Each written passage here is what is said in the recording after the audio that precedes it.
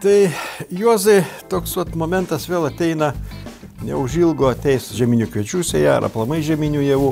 Gal taip šnekėdami apie žieminių javų sėją ir apie rudeninių herbicidų dirvinių panaudojimą, gal taip galvokime apie žieminius kviečius, kadangi tai yra didžiausias augalas Lietuvoje iš javų.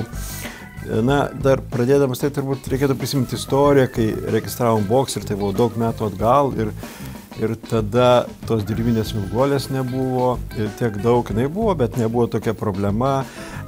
Žemės dirbimas buvo, dominavo dirvos arimas, didžioji dalis javų buvo sėjama po arimo. Vėl, sakykime, tas dirvinių herbicidų naudojimas rudenį, tai buvo toksai, na, labiau iš lėto įsibėgėjantis ir galbūt toksai mados reikalas, nors tada juk šnekėdavom ir sakydavom, kad dirviniai herbicidai ir išsaugo trąšas, piktžolės nepaima, javui daugiau lieka, čia vėlgi ekonominiai dalykai. O kaip juos dabar pamastom, kaip dabar šiuo metu, šiandien, sakykime, šį rudenį konkrečiai, šnekant apie šį rudenį, apie šių dienų aktualijas, žemės paruošimo ir taip toliau, kaip dabar tu žiūri ir, sakykime, aš manyčiau, kad aktualumas to rudeninio purškimo dirviniais herbicidais yra išaugęs kartais, lyginant tas, kas buvo prieš 10 metų. Ir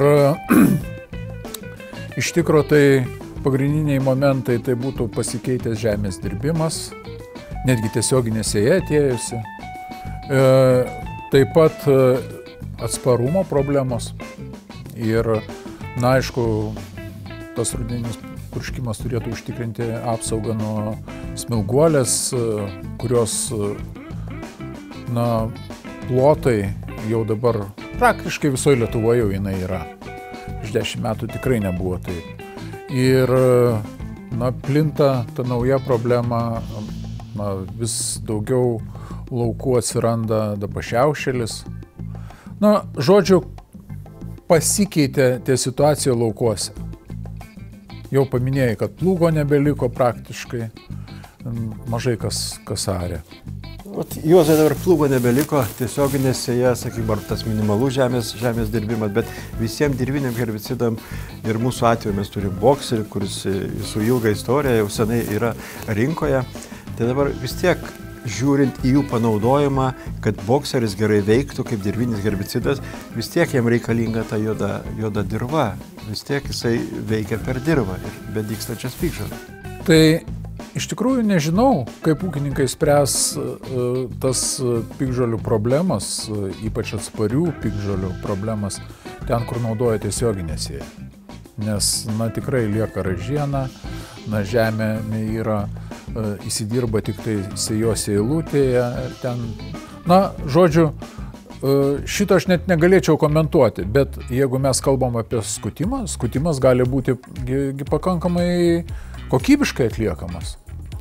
Ir kokybiškai atliktas skutimas, na, nepalieka tada daug tų organinių liekanų dirvos paviršiuje, tų nuokulų.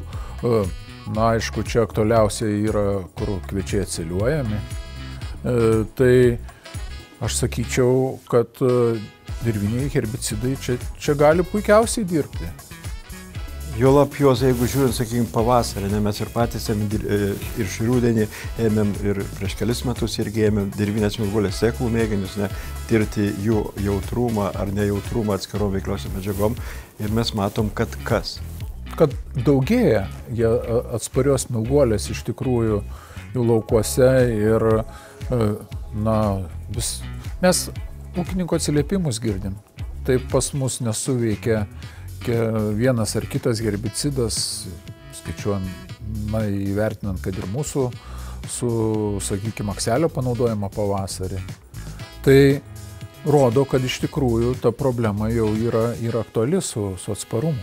Tai šnekant taip apie dirvinių herbicidų naudojimą ir tą rudeninio panaudojimą, Boxerio svarbą, tai esmė yra tai, kad, na, ūkininkas vis tiek turbūt, didžiąją dalį žieminių javų, kurių sės šįmet, jis turėtų dirvą paruošti suskusti, ir naudoti dirbinius herbicidus ir mūsų atveju bokserį. Vėliau pakalbėsime, kokius mišinius su bokseriu galima turėti. Turim patirties, Juozai, daug metų bandom, turim tiksliosius bandymus ir turim įvairių mišinių, kur mes galim pasakyti, kad ir netgi parodyti ūkininkai norint vasarą galim parodyti birželio mėnesį, kaip kas ir veikia. Iš principo tai buvo savalaikis, tų bandymų įrengimas, kad įvertinti tų herbicidų mišinių efektyvumą. Ir dabar mes turim atsakymus ir tikrai šitoj vietoj galim suteikti informaciją ūkininkam. Dabar kalbant apie normą, atsimenu, daug metų atgal su pirmais bokserio žingsniais Lietuvoje, tai tokia įvedinėjom tokią normą litras, kadangi Skandinavijai šalyse buvo litras, ir litras bokserių į hektarą. O kaip šiandien reikėtų, sakykime, mąstyti apie normą, kaip tu galvoji, remintis mūsų bandymus, ką mes galim ūkininkui pasakyti, kuris gali taupyti, kuris tiesiog privalo netaupyti, daryti taip, kad gauti tą naudą. Litro norma, jeigu taip vertinant, tai jinai buvo turbūt nelabai plačiai naudojama, bet kas pabandė, tai labai aiškiai buvo prieš pat sudykstant turi būti nupurkšta ir veikia vienintelė piktžolė smilguolė. Tai čia tas toksai, sakykime... Bet tada Juozai buvo arimas. Buvo arimas. O dabar? Piktžolių sėklų kiekis buvo mažesnis. Tai šiuo metu mes turim labai kai kurios jau laukus užterštus ir kitom piktžolėm. Rudenis ilgi, tai reiškia, mes turim susitvarkyti su piktžolėm jau rudenį. Nes trąšos brangios.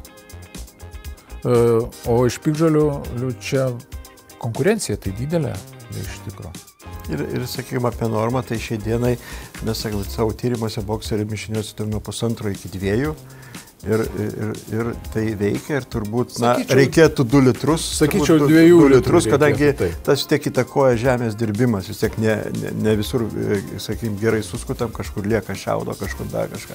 Visą tai, bet Juozai, jeigu iš tų mūsų bandymų visų tiek metų, sakykime, palyginu, sakykime, mišinį bokseris su Staccato, bokseris su Legacy Pro, kažkaip man taip širdis linktų prie bokseris mišinys su Legacy Pro, vien tik dėl to, kad, platesnė, tokia tvirtesnė apsauga nuo dviskilčių piktžolių, kas yra svarbu, ten ateina iš pendametalino, iš chlorotolurono, tai turim tokį stiprų veikimą ir taip galvočiau, galbūt žeminiuose miežiuose, tai reikėtų likti bokseris Staccato, tą mišinį, kadangi jisai sakykim, šiek tiek yra Juozai švelnesnis ir žiūrint tą tokį, vis tiek, yra biški fitotokso, tai sakykim, bokseris Legacy Pro biški didesnį. Aišku, tas ateina iš diflufenikano ir be abejo, kad nupurškus pašviesėja laukas. Dažniausiai. Kartais daugiau, kartais mažiau, bet mes, vizualiai matom, kad šiek tiek prašviesėja, bet tas neturi įtakos žiemojimui. Tai dabar, Juozai, aptariam dirvinę smilguolę, bet yra kita viena skiltė piktžolė, vienmetė miglė, atrodo, jinai tokia mažytė, nebaisi, nežalinga, bet jeigu pasižiūrėsi pavasarį ūkininkai, jeigu naudoja, sakykime, rudenį herbicidus, kurie neveikia dirvinės smilguolės, sakykime, panaudota vien tik tai Staccato ir vienmetės miglės poveikio, nėra, tikrai yra daug. Tai kaip, Juozai, su tą vienmetę miglę mums irgi reikėtų pagalvoti. Aišku, sprendimų yra ir pavasarį, bet rudeninė. Netiek daug. Tai sutinku. Ir vienmetė miglė, jinai iš tikrųjų tapo dabar aktuali piktžolė. Ir vėl sugrįžtam prie to žemės dirbimo, nes jis yra minimalus ir daug sėklų smilguolės lieka, kad dirvos paviršiuje, o jos dygsta ištisus metus dygtų, jeigu nebūtų minusinių temperatūrų ir panašiai. Tai yra labai greitai besivystanti piktžolė.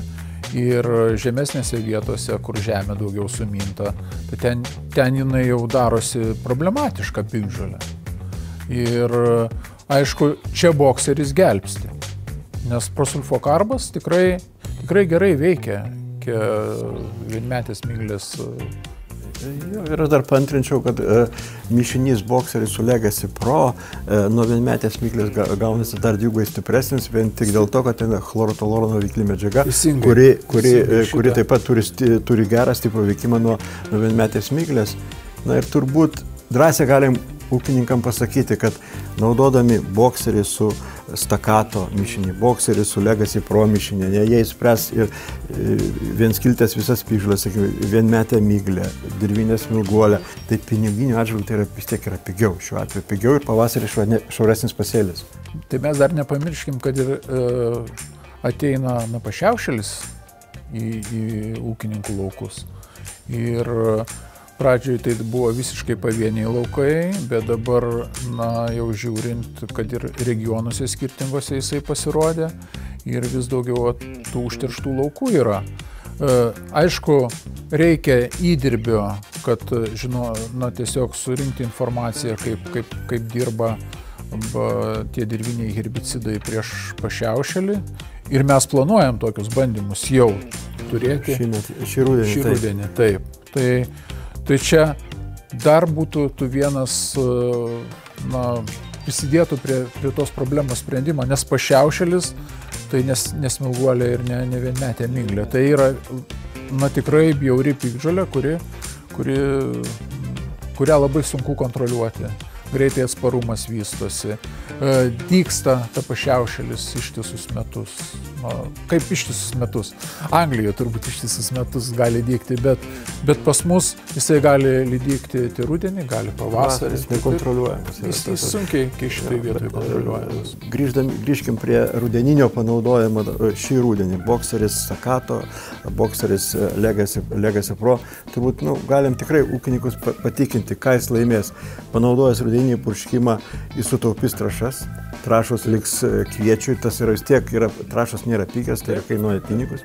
Kitas dalykas, galim turbūt garantuoti, kad maždaug apie 90% laukų ūkininkas susitvarkys ne tik su dirvinė smilguolė miglė, bet ir su dviskiltėm piktžolėm, kur, sakykime, nereikės per purkštą, turiu omeny, kad 90%, sakykime, maždaug, tai nereikės per purkštį nuo dviskilčių. Aišku, tai priklausys nuo ūkininko, ant kiek jo nervai yra stiprus ir jisai ant kiek jautrus vienai kitai dviskiltė piktžoliai pavasarį, bet tai didžiąją dalim jis gali būti ramus.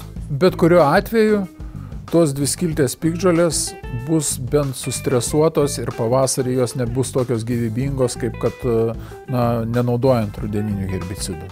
Tai šitai vietoje... Sakykime, jeigu ūkininkas bus tokių jautresnių nervų, taip su jumru šnekant, dviskiltėm piktžolėm, kurios atsiras po rudeninio naudojimo, tai turbūt tos pasirinkti daugiau kokį paprastesnį herbicidą, kad sunaikinti tas dviskiltės piktžolės, jis turės labai platesnį langą. Jam nereikės labai anksti važiuoti, kai yra šalta, šlapia ir negali atlikti purškimą laiku, jeigu norėtum pavasarinį purškimą atlikti. Tai čia atlikęs rudeninį, tai su pavasariniam, sakykime, su pataisymu nuo dviskilčių, tu gali turbūt ilgesnį laiko tarpą. Iš tikrųjų, tai mes susiduriam su tą problemą pavasarį, žemos temperatūros, vėjai ir tikrai labai sunku rasti tą tinkamiausią langą panaudoti pavasarį herbicidus.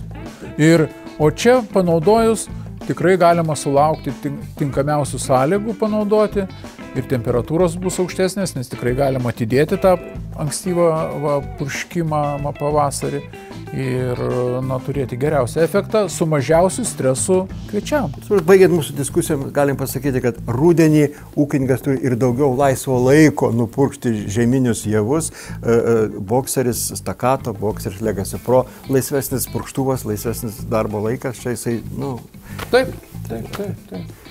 Ir sąlygos iš tikrųjų palankios beveik iki lapkričio mėnesio yra panaudoti herbicidai. Tai tikrai norim palinkėti tikrai geros sėjos, gerų darbų, gero oro. Šis oras sėjai, sakykim, dirvos paruošimui yra labai geras. Aišku, sutrukdė ženkliai derliaus nuėmimą, tas yra blogai, kad drėgmė didelį lietus atėjo.